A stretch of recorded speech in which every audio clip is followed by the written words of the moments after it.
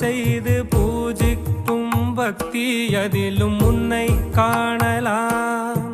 பசி என்று தன் முன் வந்து கையேந்தி கேட்கும் போது தன் உணவை தந்தால் கூட உன்னை காணலாம்.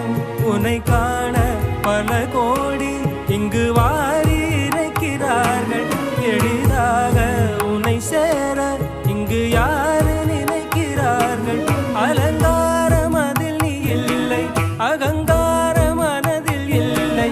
துளி கள்ளம் கபடம் கலந்திடாத அன்பில் இருக்கிறாய். உணர்ந்தேன் உனையே